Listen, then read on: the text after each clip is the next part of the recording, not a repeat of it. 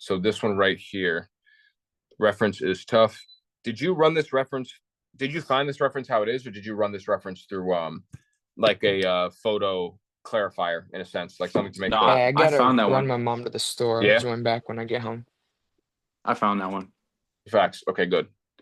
So this reference photo, I've used something similar.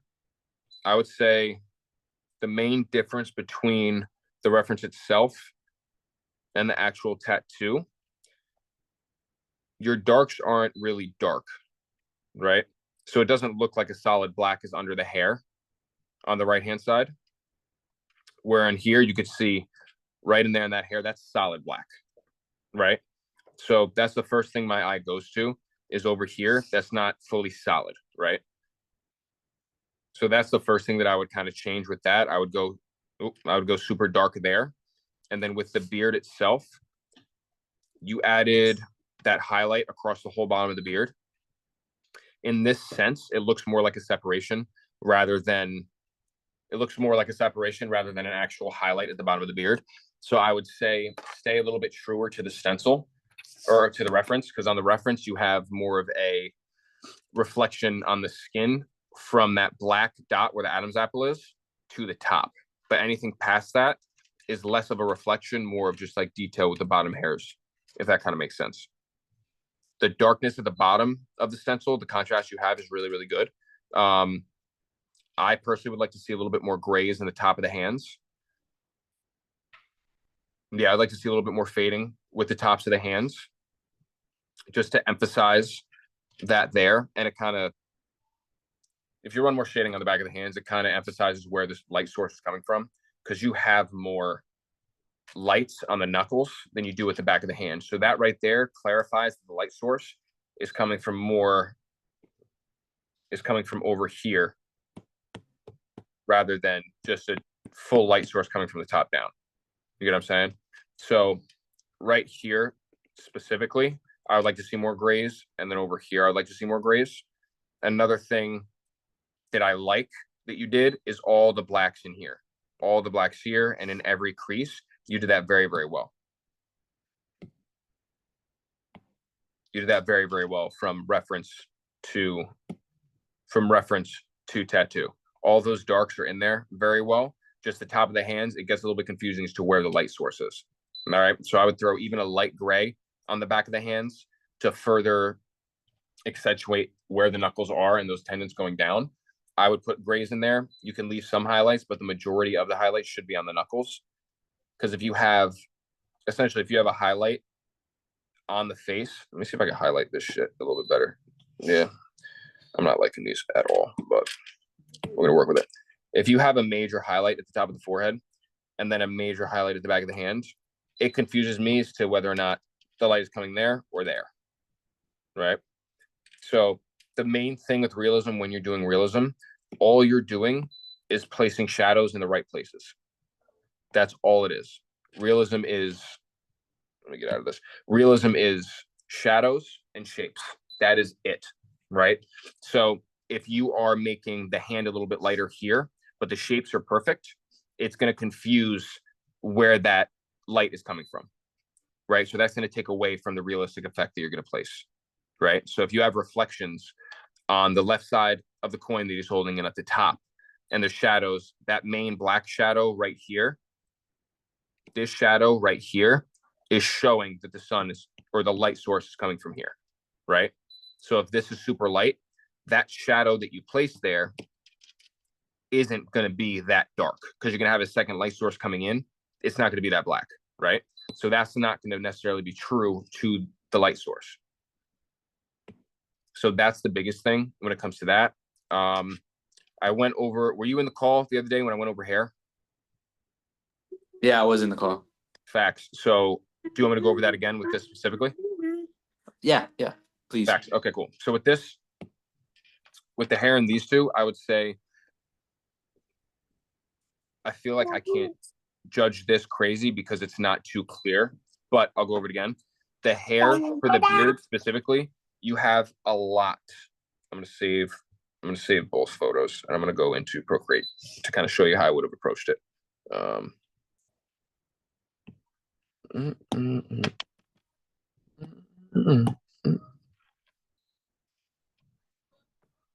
So if I had this, which I actually did one of these tattoos a while ago, I think I did two of them, like back to back. With these specifically,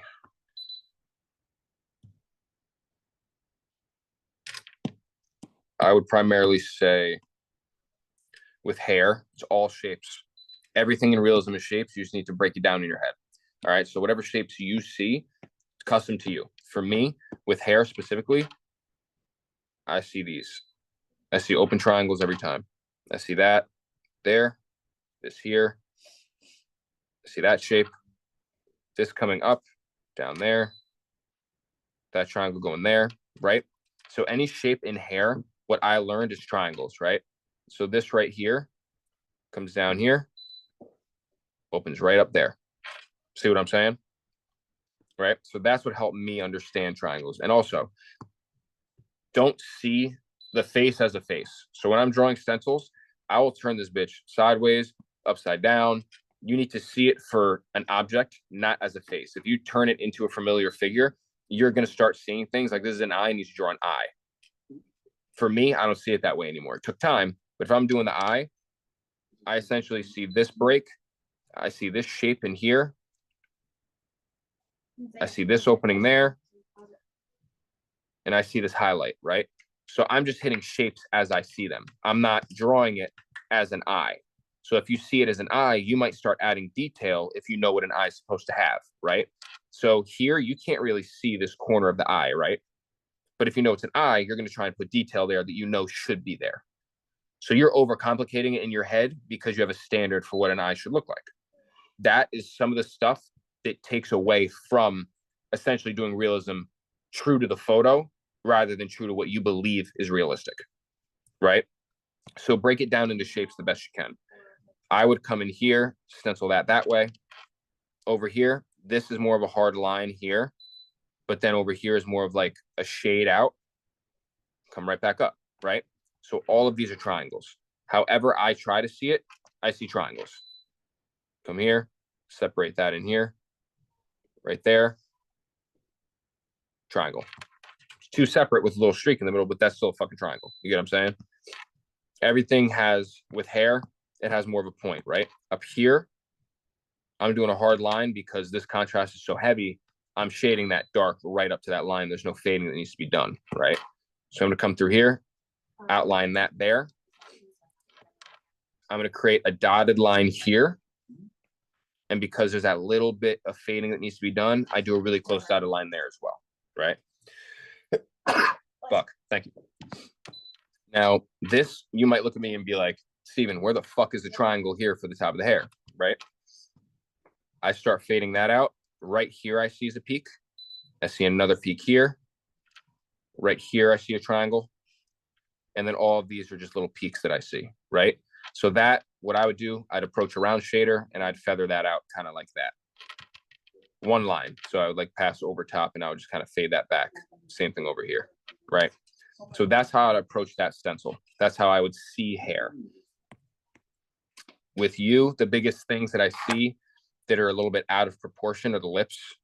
The lips look a little funny on the fake skin. It looks like he's more like puckering his lips rather than just kind of like resting. And I think that just kind of got lost with whatever stencil you used, because the biggest difference I see is this actual size of that bottom lip. It's way thicker on this reference, right? So I think that just kind of got lost in translation with the stencil itself. I don't think that was to your own hand. You could have gone darker here, just like that.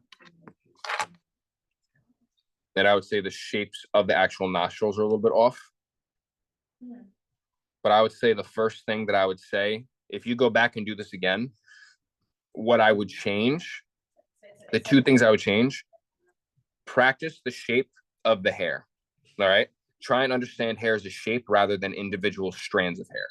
Okay. That's going to change your game entirely.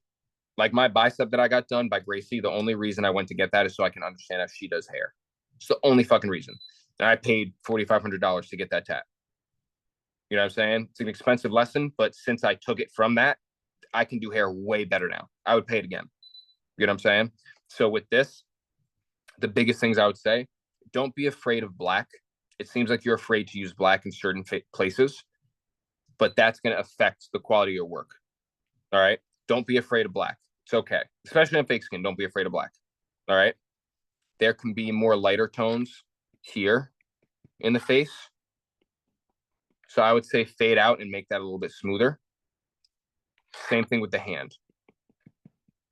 So the second thing I would say to change, focus on that light source. Figure out where that light source is coming from.